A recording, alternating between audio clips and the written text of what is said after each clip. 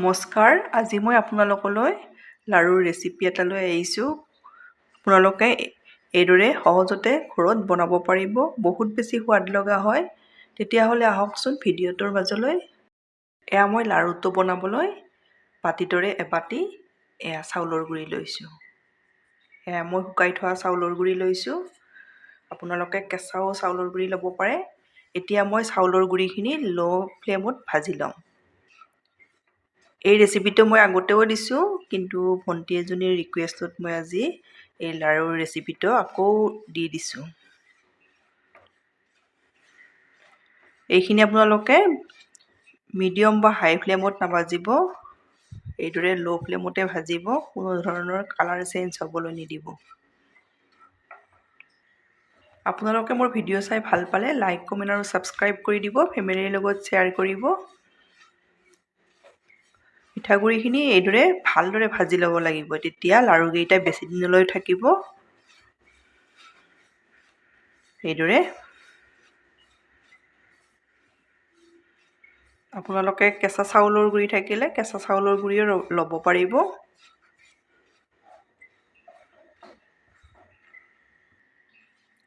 এয়া মই ল' ফ্লেমত ভালদৰে পিঠাগুড়িখিনি ভাজি ল'লোঁ। এয়া দেখিছেনে, কোনো ধৰণৰ কালাৰ এইদৰে চেঞ্জ হ'বলৈ নিদিব, এইদৰে ৰখাব।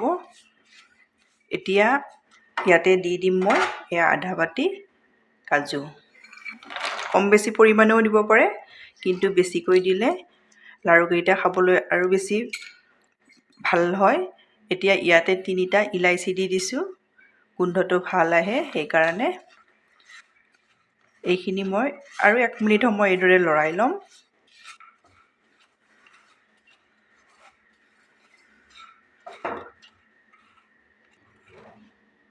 এয়া মই গোটেইখিনি ল' ফ্লেমত ভালদৰে ভাজি লোৱা হৈ গ'ল।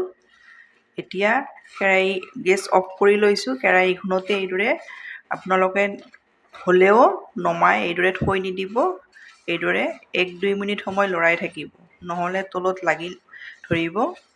এইদৰে মই লৰায়ে আছোঁ।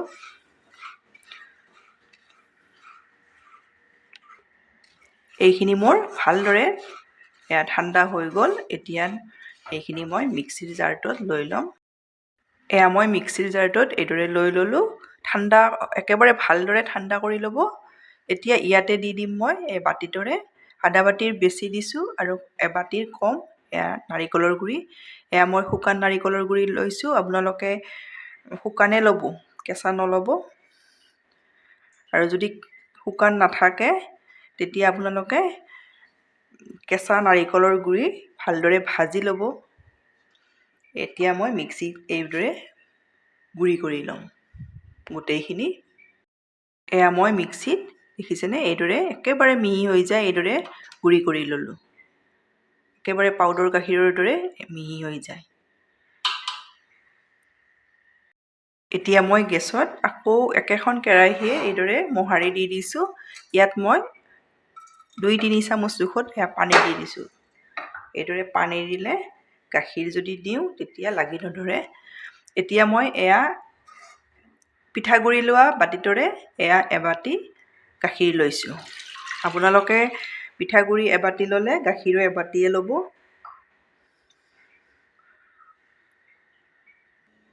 এতিয়া মই গেছৰ ফ্লেমটো মিডিয়ামত ৰখাইছোঁ। গাখীৰখিনি উতলাই ল'ম। আপোনালোকে যিকোনো গাখীৰে ল'ব পাৰিব, কিনা গাখীৰো ল'ব পাৰিব বা গৰু গাখীৰো ল'ব পাৰিব। এয়া দেখিছেনে, গাখীৰ উতলিব লৈছে। এতিয়া ইয়াতে দি দিম মই চেনি। এয়া মই আধা বাতি চেনি লৈছোঁ। আপোনালোকে পিঠাগুড়ি এবাতি ল'লে এবাতিৰ আধা আপোনালোকে চেনি ল'ব। এতিয়া চেনিখিনিও মই ইয়াতে ভালদৰে গলাই ল'ব লাগিব।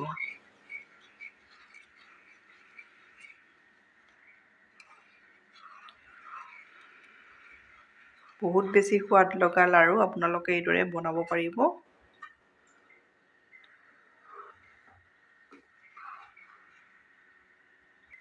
গাখীৰখিনি আপোনালোকে উতলাই থাকিব নালাগে, উতলাই ডাঠ কৰি ল'ব নালাগে।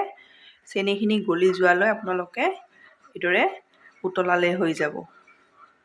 এইখিনি মোৰ চেনিখিনি ভালদৰে গলি গৈছে। এতিয়া মই গেছৰ ফ্লেমটো ল' কৰি দি দিম। আপোনালোকে যেতিয়া এয়া দেখিছেনে মিক্সিত গুড়ি কৰি থৈ দিয়া মিশ্ৰণখিনি এইদৰে দি লৈছোঁ। গেছৰ ফ্লেমটো ল' কৰি একেবাৰে দি দিব। এতিয়া ভালদৰে এইখিনি মিলাই ল'ব লাগিব। গেছৰ ফ্লেমটো এইদৰে ল'ত ৰখাই আপোনালোকে লৰাই থাকিব। এয়া ডাঠ হৈ আহিছে দেখিছেনে?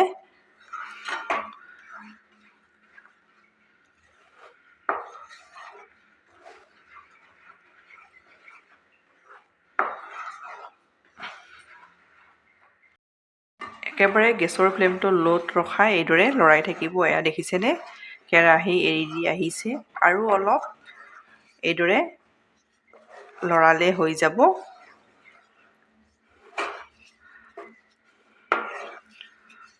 বহুত টেষ্টি হয়, আপোনালোকে বনাব। বস্তুৰ পৰিমাণখিনি যিদৰে দিছোঁ আপোনালোকে সেইদৰে দি দিব। এয়া দেখিছেনে? কেৰাহীখনেও এৰি দি আহিছে।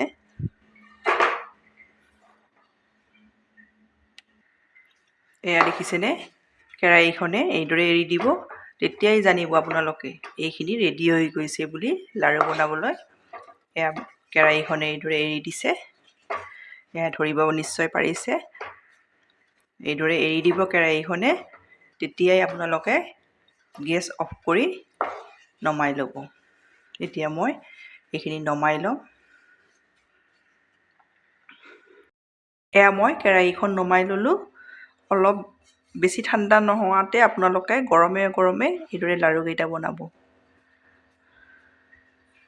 এয়া দেখিছেনে? এইদৰে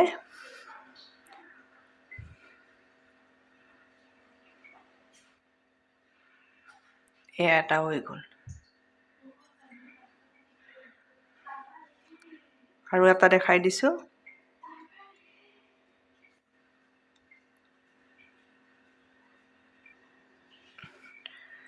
একেবাৰে সহজতে আপোনালোকে এই লাড়ুটো বনাব পাৰিব। এয়া দেখিছেনে? এইদৰে মই দুটা বনাই ল'লোঁ। এইদৰে মই লাড়ুকেইটা গোটেই বনাই ৰেডি কৰি ল'ম। এয়া মোৰ লাড়ু ৰেডি হৈ গ'ল। এয়া দেখিছেনে কিমান ধুনীয়া হৈছে। আপোনালোকে একেবাৰে সহজতে এই লাড়ুটো বনাব পাৰিব। বহুত বেছি সোৱাদ লগা হয়। এইদৰে বনাব, বনাই খাই কেনে পায় কমেণ্টত জনাব। ধন্যবাদ ভিডিঅ'টো শেষলৈ চাব।